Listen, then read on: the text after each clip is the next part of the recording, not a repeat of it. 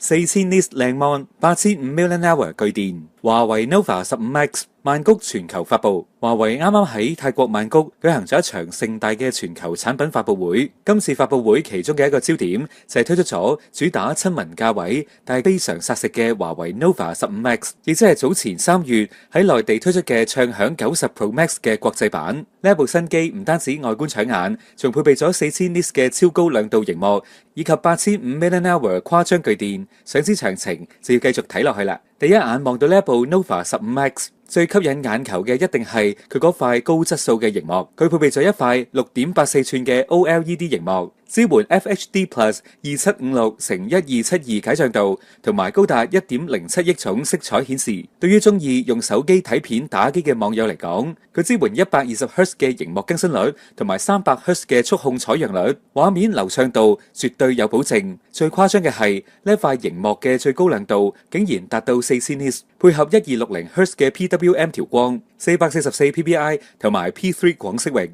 就算喺泰國曼谷戶外猛烈嘅陽光底下，畫面依然清晰可見。喺外觀設計方面 ，Nova 15 Max 延續咗華為一貫嘅精緻工藝，機背有一個非常巨大而且極具辨識度嘅圓形相機模組。今次國際版提供咗3款非常閃耀嘅顏色選擇，分別係金色、青色同埋黑色，總有一款啱你心水。機身尺寸係163.3乘78乘7.98mm， 重量係232 gram。手感紮實，值得一提嘅係，從機背望過去，機身嘅左側設有電源掣同埋音量掣，而右側就特別加入咗一個 X 快捷鍵，用家可以通過呢個智能按鍵快速咁開啟日常工具，